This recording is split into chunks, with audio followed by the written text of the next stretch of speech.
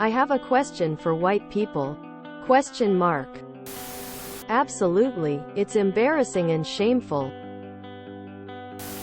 We definitely cringe when we have to listen to our racist uncle at holiday gatherings.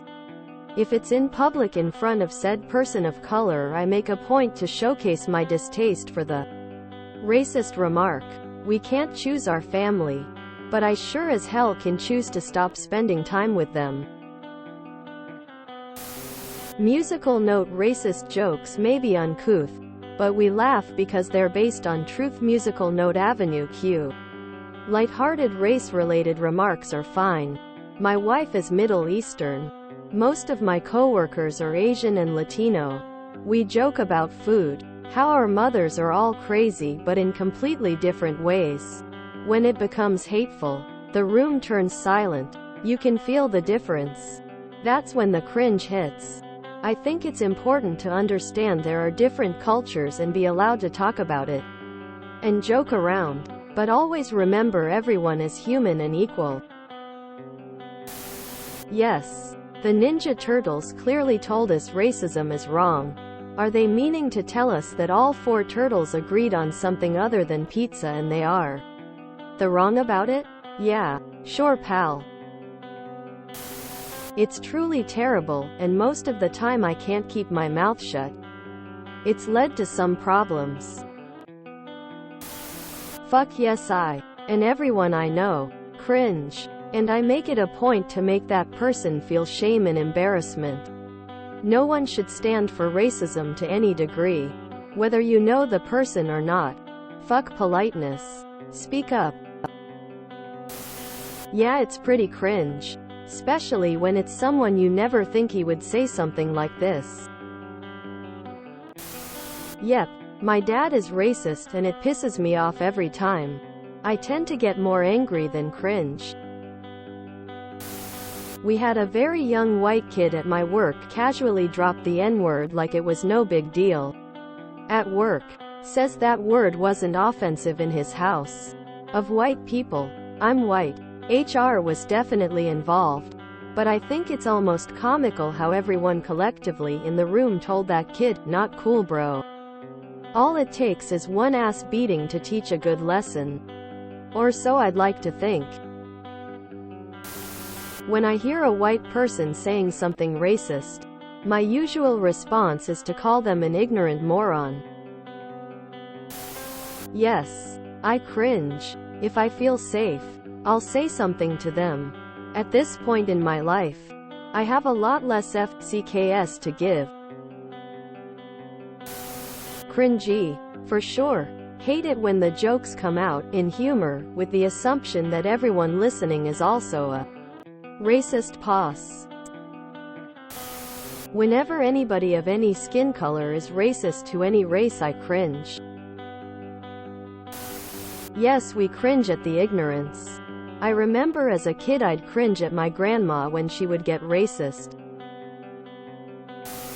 As a mixed adult male, I've personally called my dad black out when he has gone on racist rants about old white men, and remind him that he is doing exactly what he is claiming they are doing.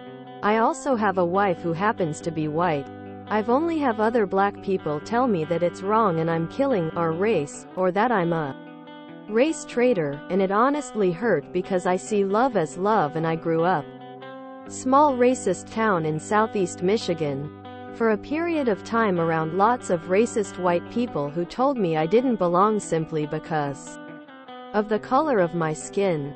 Most of the black people I knew that said those things have never experienced racism except from the internet or some edgy kid in class. Yeah, I hate it and basically look at them as lowlife. It is cringe. But most white people don't think. I hope no one thinks I agree with this person. A huge difference in the mentality of many white people and people of color is that white people rarely feel like they are representing their race, or that they will be judged based on negative racial stereotypes. We, especially Europeans, may feel that way however about our nationality when we're abroad. I'm Belgian, And if I'm abroad and notice a fellow Belgian, who is known to be Belgian, acting like an ass, I will indeed cringe and think, I hope no one thinks badly of me because I'm Belgian as well.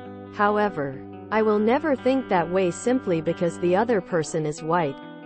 People of color may feel that way, however, no matter the nationalities involved. Yes, of course, cringe. And also, openly racist talk among white people is intimidating.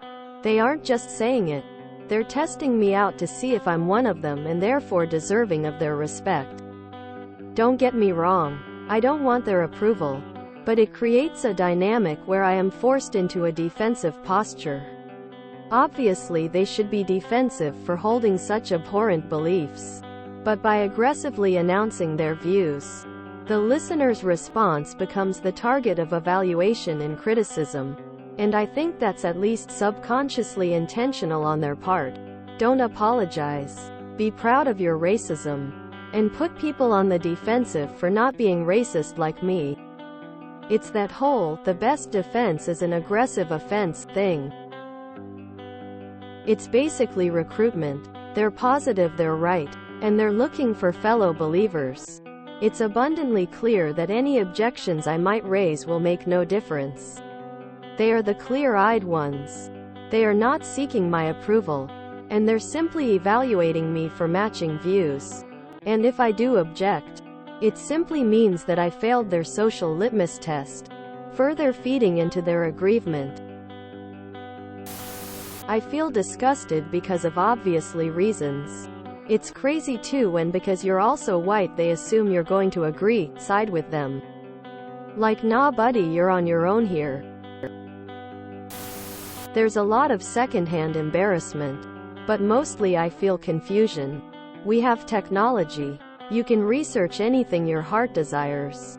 Are these racist people just too stupid to do that?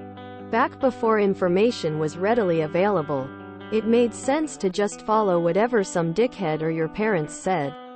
Because if you heard someone say, this race has a lower IQ and is more violent, you'd have no way of knowing if that's true or false. But today, bro, we can fact check that. Just do basic research to see if your reasons for hate is even real. If you enjoyed this video, please check out our playlists full of similar content. Epic Eracast is like doom scrolling for your ears. Please like, share, and subscribe.